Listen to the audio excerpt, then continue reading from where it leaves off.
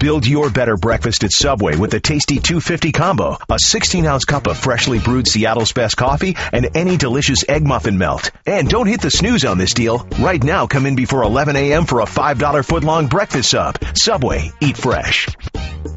The BS Report is a free-flowing conversation that occasionally touches on mature subjects. First of all, This is the BS Report with Bill Simmons. it might be cool, I don't know. And if it's not, I don't care. The BS Report with Bill Simmons. Bill Simmons works for ESPN. He's also named the sports guy, and he writes a comical sports column. He must be a popular dude. The BS Report. It's got a real dirty sound, like a rusty steak knife cutting through a well-aged steak. Now. Here's Bill Simmons. Welcome to the BS Report. This is part 2 of a mammoth podcast with ESPN's Ric Bucher. Here's the part where we brought in my buddy Joe House, also on the Subway Fresh Take hotline, to talk about the Lakers, Chris Paul, and a whole bunch of stuff. Amare Stoudemire, starting right now. Joe House, the man that I'm chasing in our pigskin pick'em. Yeah, there you go. I'm House, sorry, Buke. I House, passed him for a hot minute. House, what's your take on Durant? Bad knee? Tired? What are you seeing from the sofa? Is the leading contender for me. I think it's one of those sort of classic examples of a guy that's played so much basketball over the course of a calendar year that, it's kind of caught up with him a little bit. And I wouldn't mind seeing him play a little bit less minutes. And I also think that's part of the explanation for why the sort of uptick in Westbrook's prominence and status is sort of going forward. For the reason you guys were just discussing, Westbrook's kind of built, for durability-wise, his build really does kind of lend itself to a longer run. So, Buke, we don't think there's a potential alpha dog issue at any point with these two, right? They're on the same page. No, without question. They're good friends. Two, KD has always been the kind of leader, and he was this with Team USA, where look, he put up huge numbers, but really all he cares about is winning. And the same with Russ. This is not a Stephon Marbury, Kevin Garnett issue where one guy feels like he's not getting his just due. Westbrook certainly wants to be recognized that he's a player and has been overlooked, but KD doesn't see that as a threat, and I don't see that issue coming up. And as an aside, with this whole Team USA thing, I mean, really, and I was reminded of again, talking to Kevin, this group that went, two things. One, I don't know that we've ever seen better chemistry, a better group of guys who just were playing for the right things in the right ways and got along. And two, got so much out of playing with each other. I mean, you look at all the guys that played on that team, and it had such a huge boost to their confidence that's carried over to the regular season. I mean, it's really the perfect world for what you would get out of playing for Team USA. And I hope that the people that run it don't miss what was accomplished and just go back to, we want to get the biggest names that we can. And to piggyback that point, Kevin Love made a big deal about how the effect that Coach K had on him and the rest of the team. House, you're a longtime Coach K disliker. Respect her, but dislike her. Right. Is it time to just admit that this guy is probably the best coach of the last 20 years? What? I'm just throwing that out. You beat me to the punch. I mean, really? All right, name me 3 coaches that have had a bigger impact over the last 20 years. Phil Jackson has a pretty good resume. All right, so you're telling me that Coach K, I'm just devil's advocating here, Coach K could not have coached the Michael Jordan Bulls and then subsequently the Shaq Kobe. He couldn't have handled those teams. You're saying he couldn't have handled them. What are you basing all this on? And I don't want to come off as a Coach K hater, but the I mean, do not underestimate the value of the group of assistant coaches that he had with Team USA. Oh, see, this is what I want to get to. What made him really smart, what makes Coach K really smart, is that he, I don't think he has a whole lot of ego. I believe that he is one of the most resourceful guys and is willing to steal anything that he looks at and goes, ooh, that's a good idea. There's no that is the genius in what he does.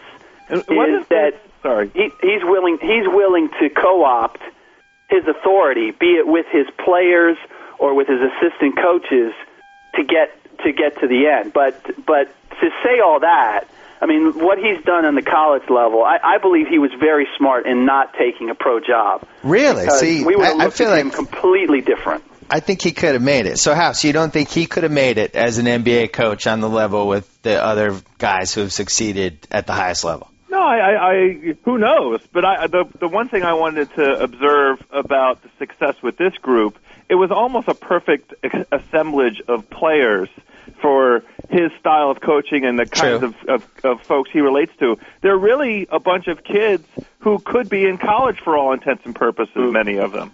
Well, right? When I'm throwing the best coach the last 20 years thing, I do think Coach K could coach on the NBA level and be successful.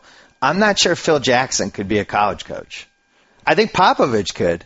So if you're talking about who was the best coach of the last 20 years, I want a coach that could coach. Yeah, I think he would have been great if he had been at Kentucky or Michigan the last 20 years. I think those universities would have succeeded. I'm just talking about, to me, the ultimate coach is somebody that can coach any type of team, any type of situation. And I don't know. I was really impressed with what he did with that Team USA. And you got to hand it to the Dream Team, too, because, people forget now, but, that game was in doubt there a little bit, especially the gold medal game. And there were definite alpha dog issues. They had LeBron at the height of his ego. Wade was in there, come back from the injury. Kobe. And that team figured it out, and he kept everyone on the same page. I mean, he gets credit for that, right? But he had an extenuating factor there. There was an element there that was working on his behalf, which is the fact that you had all these stars, and this was the Redeem Team. I mean, anytime you can get a group of guys that are playing for something bigger than themselves, you are ahead of the game, and that's what makes Phil special, and why the success on the college level or even with Team USA is in no way the same as leading a team to a championship, because you're not dealing with the same personalities over the same period of time with the demands of, this is my livelihood, this is my image, this is my reputation. To be able to get guys to sacrifice over 110 games for something bigger than themselves, that is the genius of a Phil Jackson. And there's nothing about what Krzyzewski has done that says to me he could do that. That's where I believe you can be great at what you can be great as a coach in one respect, as a college coach or in certain situations, but there is a unique talent to coach an NBA championship winning team over the course of time that it requires, and there are very few guys who have that. Phil is one. Doc Popovich. Rivers is certainly another guy. Yeah, I'd put Doc on that level now, and this is a guy that I was dying to get fired 3 years ago. Yep. I think maybe that's the perfect team for him, and he's got veterans and self-motivating veterans and things like that, but he's great at just keeping them going. Well, he knows. I mean, I think the key is knowing when to put the gas pedal down and knowing when to let up, and recognizing that, where you're not letting your team create excuses, and at the same time you're also recognizing, Phil is griping about how they're playing right now, but he recognizes it's November, it's December. All I need to keep in their ear is, we're not nearly good enough right now. I don't want you guys to lose sight and think that because of our record, we're playing well enough right now, because we're not. But I'm not going to make a bigger deal of it than that, because I know where we are in the season. and I know what you're capable of. Well, House and I sniffed out. I mean, we both thought, I think the Lakers over-under was like 60 or something like that. We both thought they'd go under just because when you win 2 titles in a row, we've just seen this over and over again with the team that comes back for the three-peat. First couple months, they come out of the gate good. Then all of a sudden, a couple losses here and there. People start going, you know. They still might. I mean, they've had the easiest schedule of anybody in the league. They and the Knicks have, by strength of schedule, have had the easiest schedules. House, do your Gasol thing. What's my Gasol thing? About his minutes. Oh, I think that they absolutely are proceeding in the right direction. I think that but they haven't lately, though, because since you said that, he's been averaging like 38 minutes a game. Oh, he's back up again? Yeah, I looked it up. For some reason, they decided to abandon that strategy and play him more minutes, which speaks to what Buke said before about how Phil Jackson was so mad that they didn't really have a backup big guy. Buke, do you think can he play 38 minutes a game? Is that a good idea? He can. I mean, honestly, the number one element that I am concerned with as far as the Lakers is Kobe Bryant. Oh, tell us. I want to see what he has left at the end of the year. He's not in the Tim Duncan category of, Father Time has just tapped him on the shoulder and, he can give you a burst now and then, but he's clearly not the same guy and won't Tim Duncan's be the same guy. Tim Duncan's just IQ. He's just basketball IQ and his physically has really slipped. But that's a lot of what Kobe is doing now. I mean, every once in a while we see a dunk or whatever, but he's beating guys back door. He's catching guys sleeping.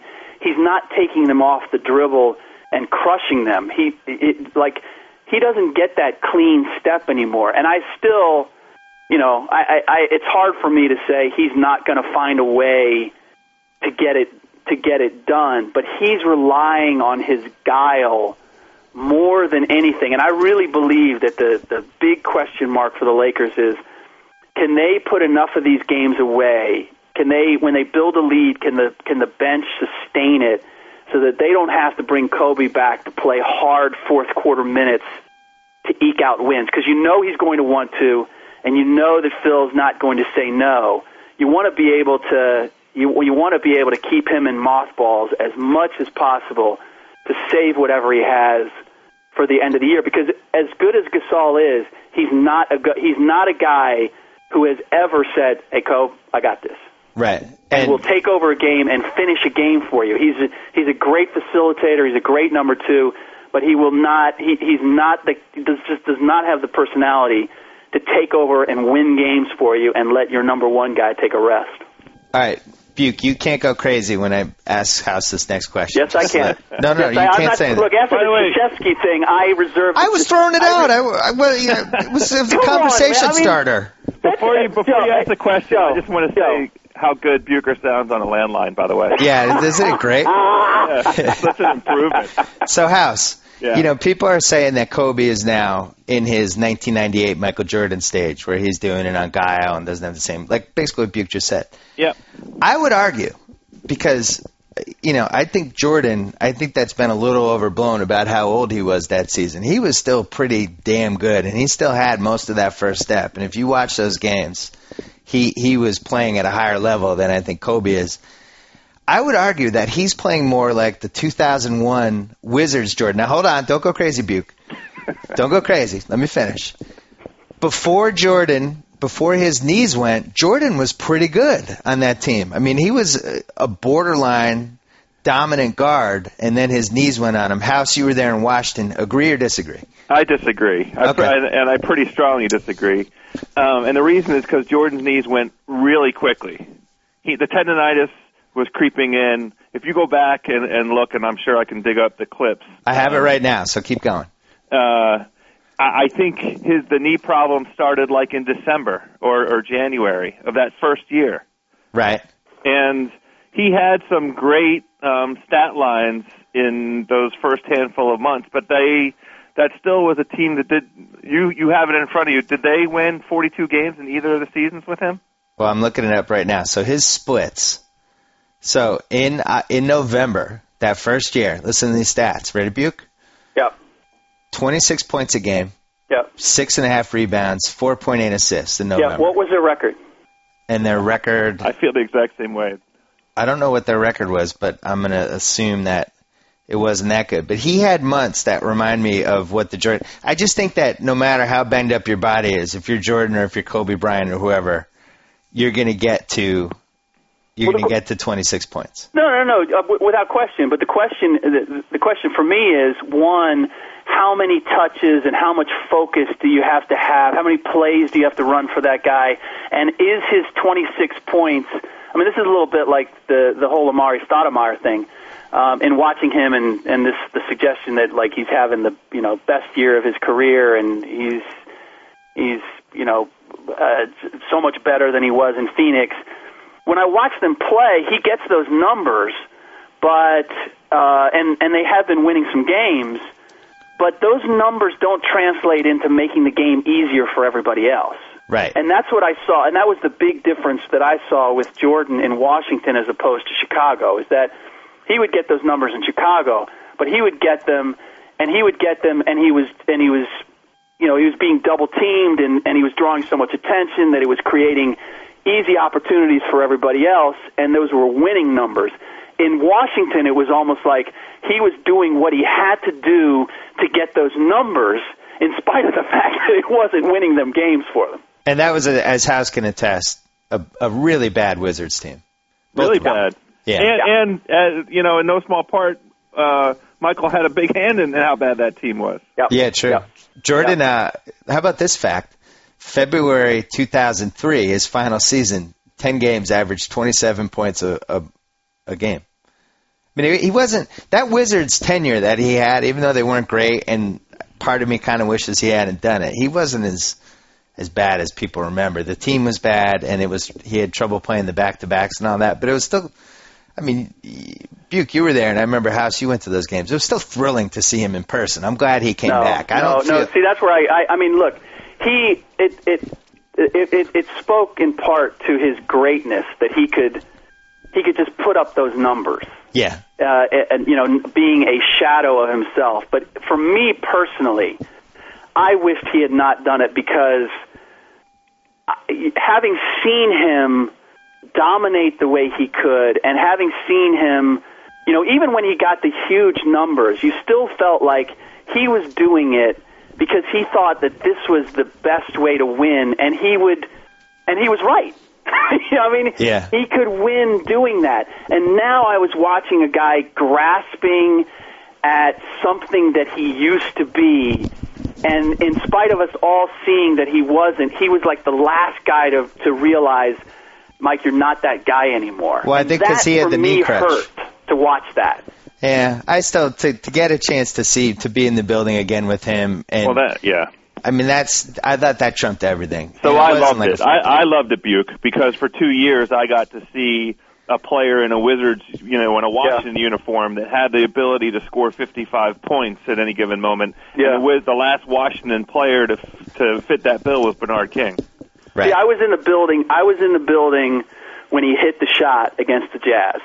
Yep. With the upraised gooseneck, and the way, I was there and I looked across the crowd as that shot went up, and I saw all those mouths agape in Salt Lake City, and it goes down, and it's like, okay, give me that. It doesn't get better than this right here. So then to see him in a Wizards uniform and to see him, scoring 25 for a team trying to make it 500, it was like, nah, don't lay that, on top of where I could have left all this. See, I still think if he had to do it over again, I think he would, because I think it would have been worse for him not knowing if he could have come back. Yeah. In a way, I think he got his answer. I mean, it's the Hall of Fame. Hey, I still may play again. Don't laugh. I mean,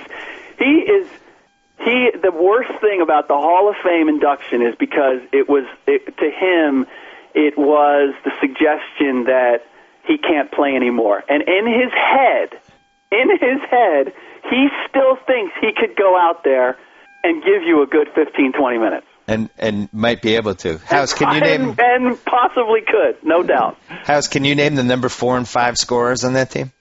The 2003 Wizards? 4 and 5 scorers? I'll just help you. Tyronn Lue and Christian Laettner. The number 6 scorer was Kwame Brown, and the number 7 scorer was Juan Dixon. You think the 2010 Heat supporting cast is bad. Buke, let me ask you this, because this leads to a question I was dying to ask you anyway. You know Kobe. You stay at his house when you're in L.A. He lives in Orange County. I haven't even been on the helicopter, so stop. What chain of events will have to happen for Kobe to retire? I could see him playing for as long as he can stand upright on a basketball court. That's a good question. There's a lot with him that is very similar to Mike, whereas his belief in his own ability to get it done.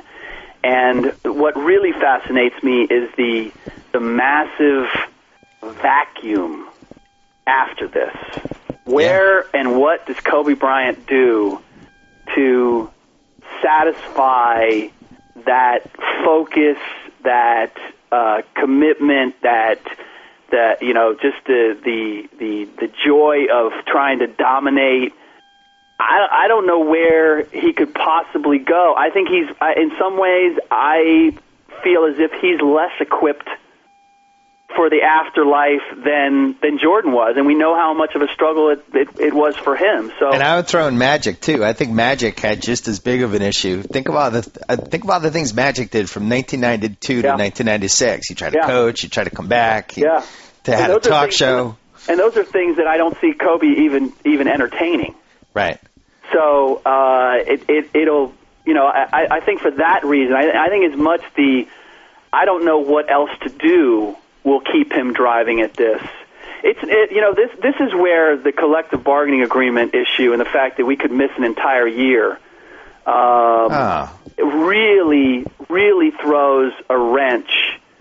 And I want to do this. I want to do this piece. I'm probably blowing this from a competition standpoint, but I want to do a piece on who the winners and losers would be if we don't have a season next year. Because there are teams that will come out of it in actually better shape, and there are teams that this will be the death knell. Well, Lakers and Celtics, it's a disaster. Lakers, Celtics, I put San Antonio in the same camp. On the flip side, I think Chicago and Oklahoma City are in a good place. Orlando, in a weird way, could be in a good place because they would save a ton of money, and Rashard Lewis, I believe, would come off the books. It'll never happen. The Stern is too late in the game here to ever allow that to be one of the things that people mention in the first paragraph of his legacy. You have an awful lot of NHL. You have an awful lot of owners who are both NHL and NBA owners who lost the season and got that deal where they're guaranteed a profit, and they whatever pain they suffered, they look at it and go, it was worth it, and we do it again without question. And then you have a huge group. I mean, you have 14 owners since the last lockout who have bought in, and they've bought in at premium price. Yep. So, they're not getting anything from their franchises appreciating in value. They're looking at it and said, we need a vehicle in place where I'm guaranteed that I'm going to make money no matter how foolish I may be in my deals. This is too depressing. I can't think about this. You don't think that a little bit of time away will help soften kind of the impact for some of these teams loaded with vets? The thought is that father time would kind of outpace whatever relief the guys would get physically?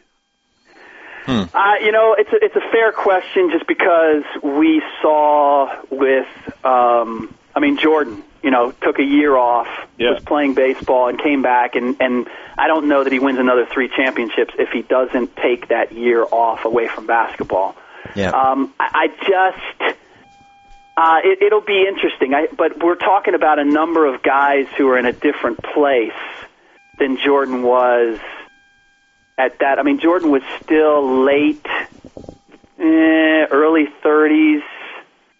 I don't Jordan know. was in his prime. It's a fair point to make. Most of the people that I talk to feel like it'll be a real challenge for these guys physically to keep it where it is. Well, this is a season that's shaping up with those teams loaded with vets playing 105 to 110 games each. The San Antonio and the Lakers and the Celtics, and so those teams, if there is no lockout, and I really hope there isn't, they're all going to be turning right back around again. The summers are short.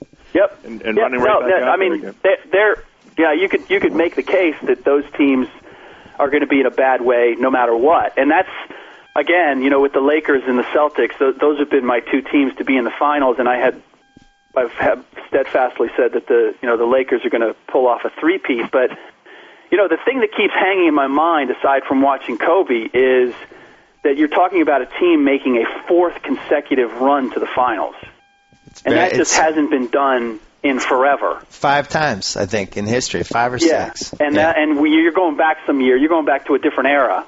Well, that's the main reason that I didn't pick them to make the finals, because I just felt like, man, to make the finals 4 times in a row, you have to have a lot of luck. And the Laker fans can say, well, we had Bynum got hurt that year, but Gasol and Kobe were healthy for each of those 4 years. And I just remember with the Celtics, because the Celtics were in the finals 84, 85, 86, 87. But in 87, that team fell apart. McHale broke his foot. Parrish's ankles went. DJ, his body started to go. Like, it's just tough to play those 100-game seasons year after year after year. What's crazy is it really may come down to Bynum. I mean, that's kind of the answer that popped into my head when Bucher was describing how important it is for the Lakers to close out games. That's kind of a proposition that really does rest on Bynum's shoulders. And Bynum being healthy for the duration of this season, that's really the thing so curiously that allows Kobe and Gasol to play less minutes and, have the energy going into the playoffs that they need. It's really crazy. Gives their second string a little bit of offense. I mean, they lucked out with it. This Shannon Brown thing is never discussed on the level with the Gasol trade, and it shouldn't be. But the fact that this guy was a throw-in with the terrible Adam Morrison trade that what did they make? They made that for a little tax relief, right, or something? Yep. And then within 48 hours, they realized, like, oh, my God, this guy actually might be able to crack our rotation. Was just as lucky as the Gasol trade, because that is one of their best 5 guys. And in crunch time, he's out there. Yeah, some of that luck is just created by if you get a guy with the right mindset and the right skill set and you put him out there. I always go back to Travis Knight playing with the Lakers, and he was averaging like a double-double. And he was the 5th guy, and he was just smart enough to know how to play with those other guys that he was a great. I mean, when you have great teams and you can take a guy who knows how to play, you can end up looking really smart. And the one point I would make is, they've been, to a certain extent, they've been lucky with injuries, but it's also a testament to Kobe Bryant because he has been hurt. I mean, he has played with injuries that might sideline or disrupt lesser mortals. And, that's why when House mentioned Durant and how he had a Team USA and his knee was bothering him, if Kobe would never listen to this podcast, obviously, but if Kobe was listening to that, he would just start laughing because his body, what he's done to his body the last 3 years, almost has no comparison in NBA history. Yeah, well, but the other part is I honestly believe that. And talking to guys who play in the playoffs for the first time, and they talk about how exhausted they were and how, just how absolutely draining it was, that when they were done, they've never been so tired. And then they learn how, okay, I have to physically prepare myself to go to this next level. I have to do these additional things to be conditioned to play at that next level. I feel like Durant is experiencing a little bit of that.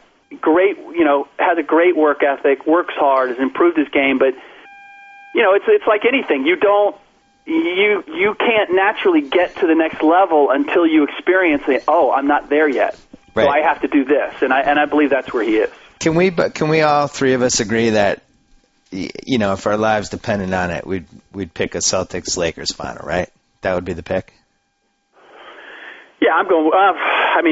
For what reasons? Because that's where we believe, or we'd like to see it, or what? Safest bet.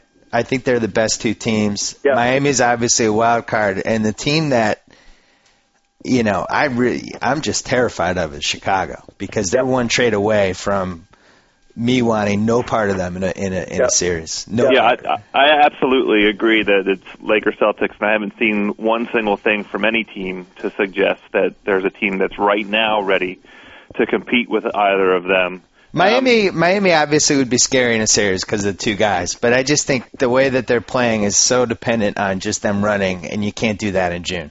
Yeah. So there's 7 games. Yeah.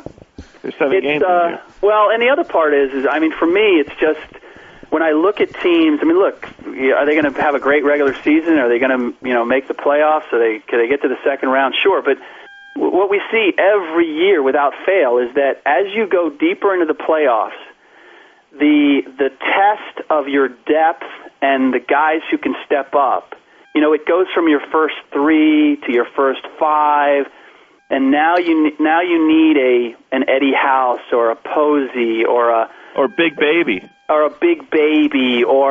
a Shannon Brown or a Jordan Farmar or suddenly you need, or a PJ Brown. You need those guys down the line to win a playoff game, and that's where I look at Miami, and I don't know, after you get past those first couple of guys, who are you looking at that has the requisite ability? I mean, they don't have that within their first 5. Right.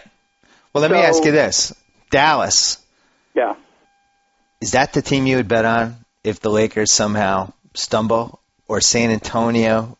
Because me personally, I still like my Oklahoma City pick. When you look at how Durant's been banged up and has really underachieved for him, that team in close games and their defense and the way they can ratchet it up and how tough they are in the last 3 minutes, I still think that's the scariest team other than the Lakers. But they have the same problem. Who gets that tough rebound?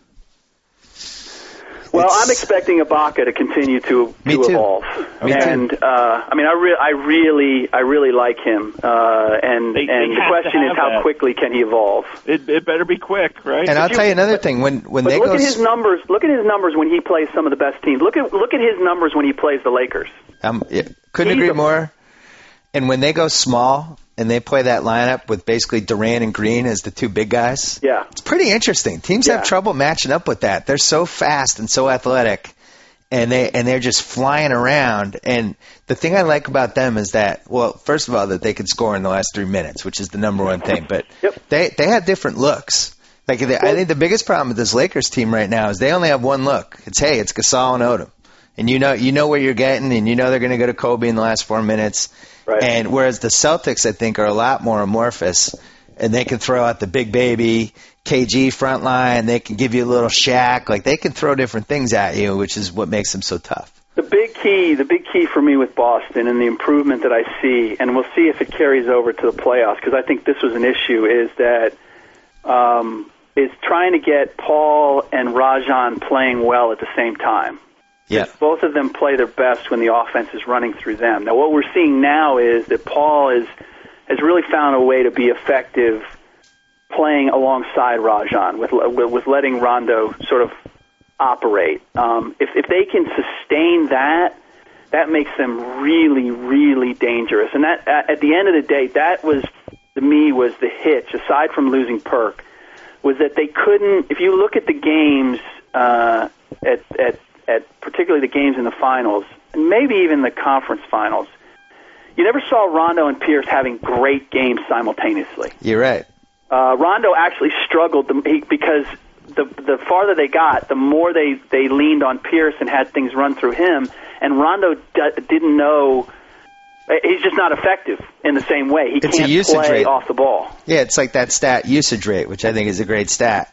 The ball is in Rondo's hands all the time. He's better, and that leads to Pierce kind of standing around and waiting for the ball. But I think the biggest difference between this team and the last two teams is chemistry-wise, they're just off the charts. And these guys, I think, are back in that 07-08 mode where they really like each other. I think that Lakers Game 7 loss, and not just losing the finals and really blowing it, but being in the Staples Center And now I'm not even talking about the next 10 minutes. I'm talking about it took them 2 hours to get out of that Staples Center, and it's chaos and confetti and all that stuff. And those guys are just sitting there looking at each other going, oh, my God, we just gave away the title. I think that was the most important thing that happened to them. Yeah, they certainly have they have the hunger advantage, which not every team does with already a ring in their pocket. And the one guy we haven't talked about that is making perhaps the biggest difference is that Kevin Garnett is playing on two legs again, which I didn't know that I'd ever see. And more important, he's just saying, I'm going to lock down whoever I'm playing against. I think he's an MVP candidate. I said that to Mark Jackson. He went crazy. I was just going to say, I didn't have him on my list, but he deserves to be there. I don't care what the numbers say. This is a guy whose hunger and his focus on, I'm just going to be a great defensive player. That, again, when we get into we get into stats, and I've kind of been beating this drum a little bit lately, you cannot, I have not seen anybody quantify a superstar player, much like Kobe did with Team USA, where a superstar player makes the most unselfish sacrifice and says, I'm just going to do what it takes for us to win. If I don't care about shots, touches, any of that stuff, and how that galvanizes the rest of your team and saying, wow, if he's willing to do that, I can't have a single complaint when I come off the bench and I'm just told to check this guy without touching the ball. I would call that the imprint stat.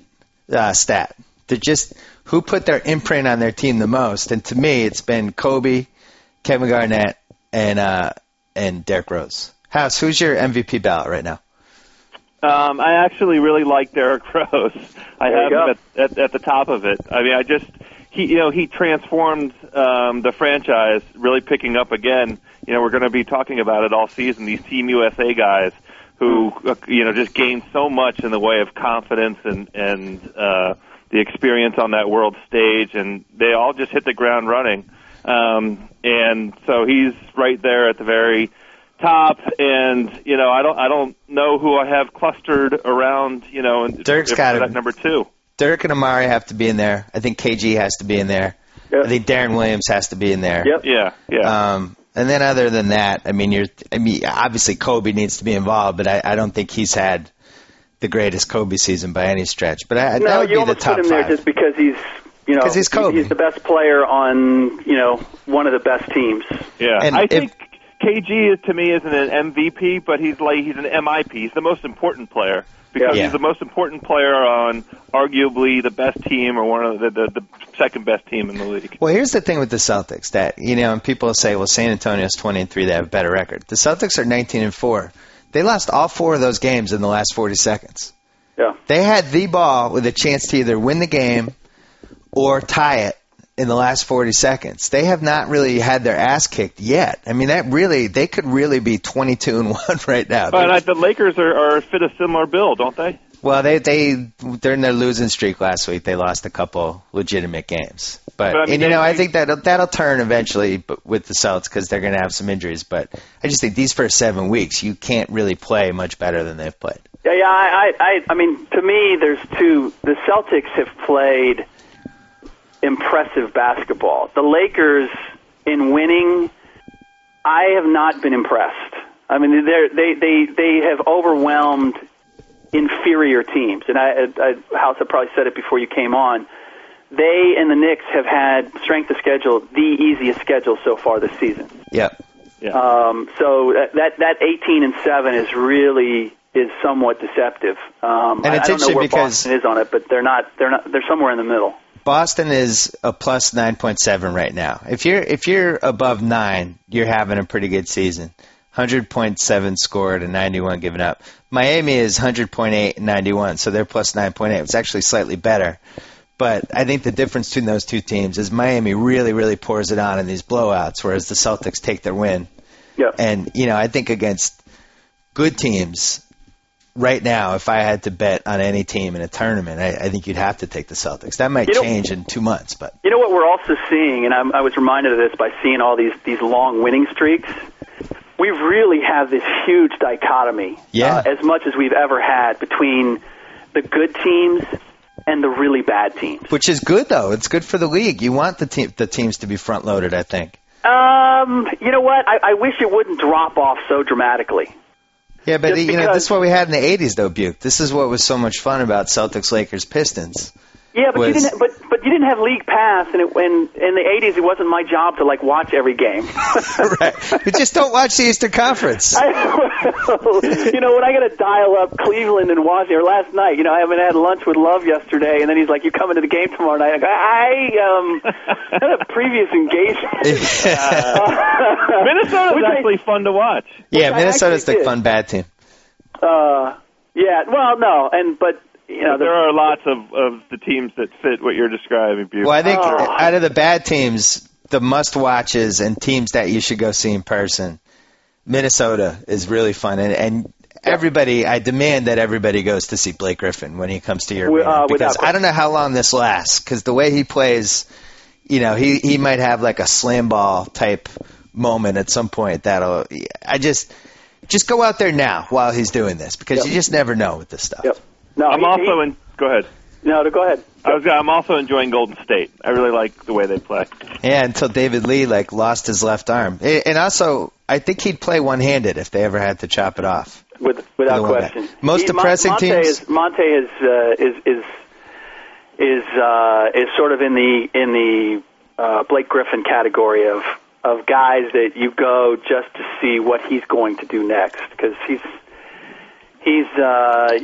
taken a lot of hits on what his game doesn't have, but he is a unique scoring individual in this league.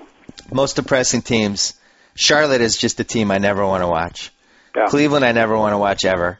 Yeah. Sacramento, despite the fact that I enjoy Cousins, that team is so messed up. It's almost like out of an HBO series. Yep. And then Detroit, kind of like watching a pickup team. Philly's a mess. Toronto's a mess. The Nets are surprisingly a mess, 6-19, which nobody factors in when we talk about this Carmelo trade. Yeah, the Nets are 6-19. Why would he want to get traded to the Nets? Because it's not a matter of people were making a big deal out of New York had this winning record, and that's where I want to go. And look, if you make a trade, it doesn't now that team that's winning all those games against the easiest schedule, well, that's not the team you're going to play with. And you're right. You have to know that on some level. And two, when you look at the elements there, one, he wants to play with a big man so that he doesn't have to be the big man. Lopez has been, I think, quietly a disappointment. Quietly? As a I would say openly. Okay. Okay, openly. I was trying to be kind. It looks like he's eating too much candy before the games or something. He's just like a scatter shot. What happened to that guy? What's going on there?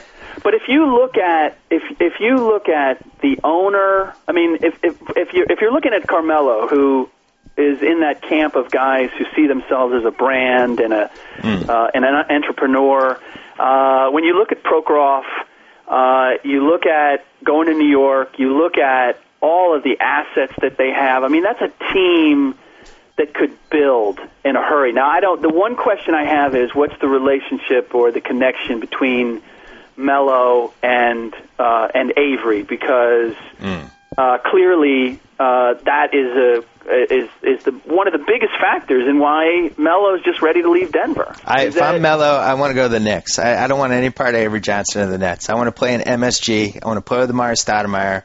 I want to be part of what's happening with that Knicks team. I don't want the Nets. If in a perfect world, if I'm Melo, and I know this is what the Knicks are really holding out hope that he doesn't get dealt anywhere and that they can just pick him up as a free agent next summer. Yeah, because it's a no-lose for them because they're not going to win the title anyway. Why give up something for him? But short of that happening, he doesn't get to the Knicks. He's not.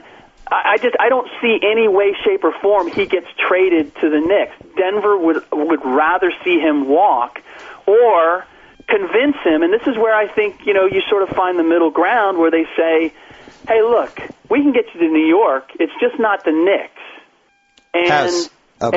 And we get some, we'll make that deal, and you get to where you want to go. You get to go to a different place. You're in the area that you want to be in, and we get something back. But we're not trading you to the Knicks.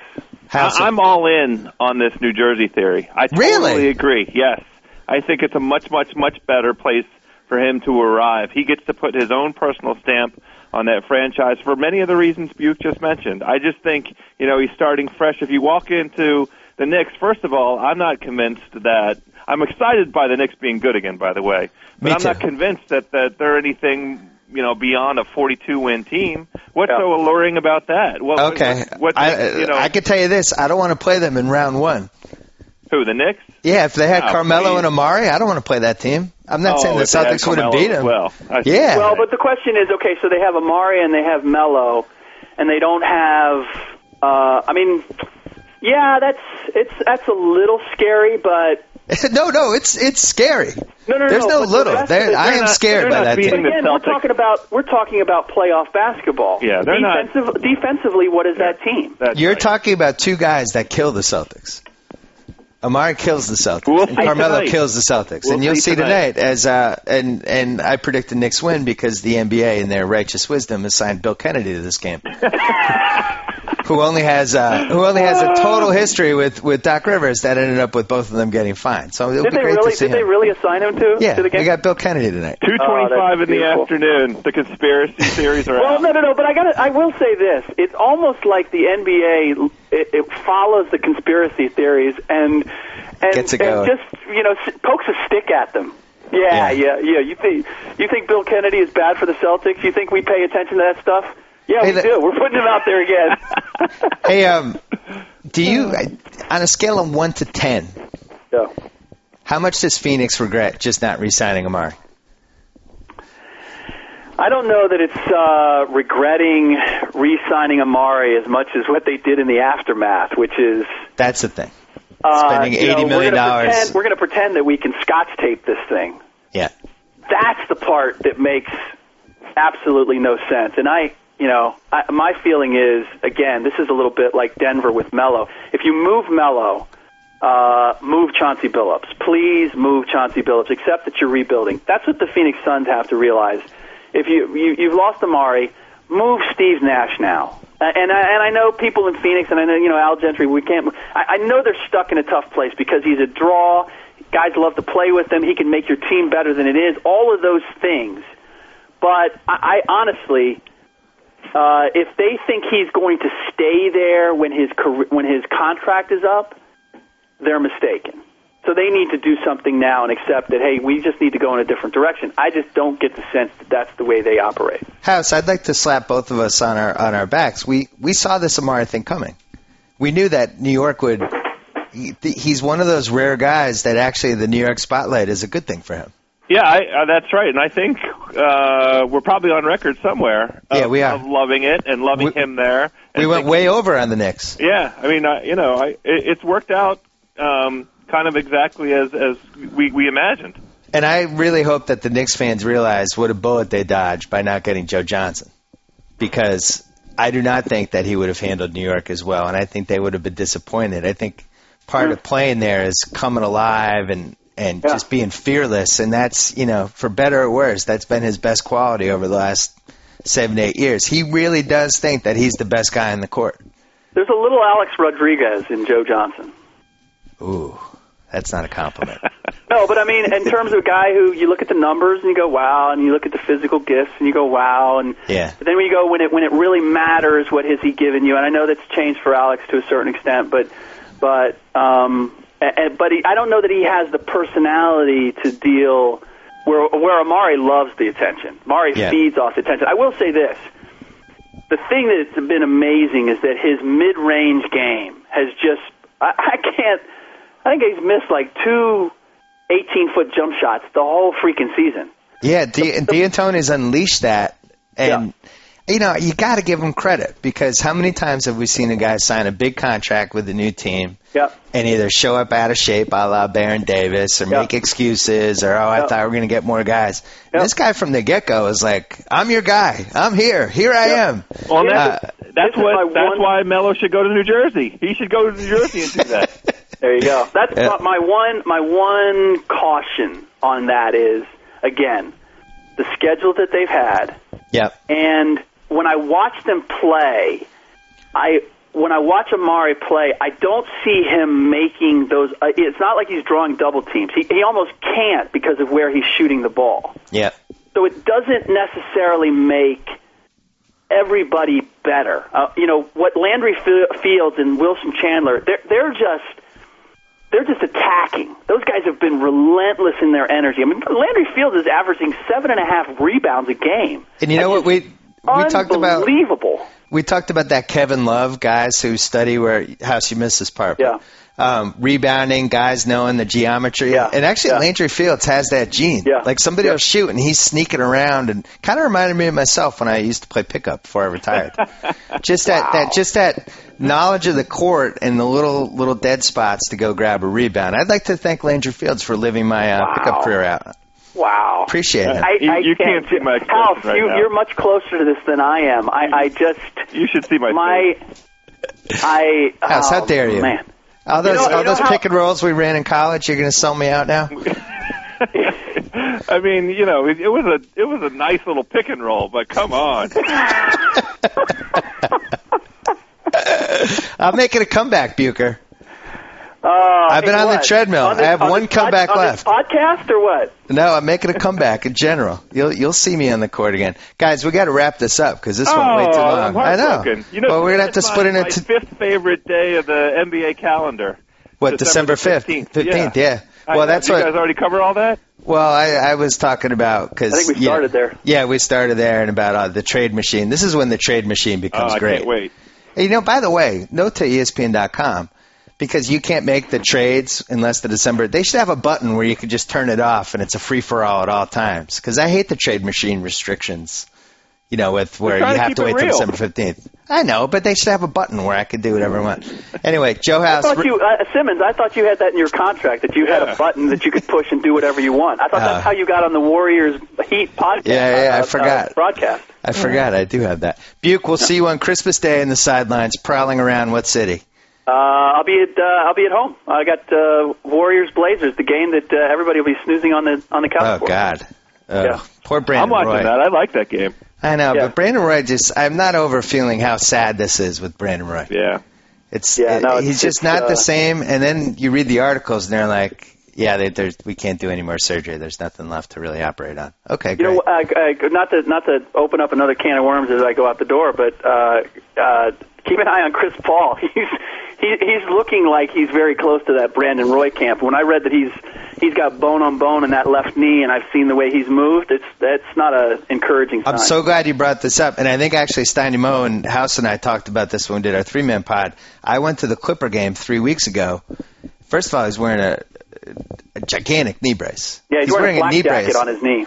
Yeah, he's wearing a knee brace that guys just don't have usually after they have knee surgery, and I really thought he was picking his spots and didn't look the same. And I left that game thinking they might have this win streak, but I don't know if this team gets to 50 wins based on what I just watched, and now we've seen them slip a little bit. I think.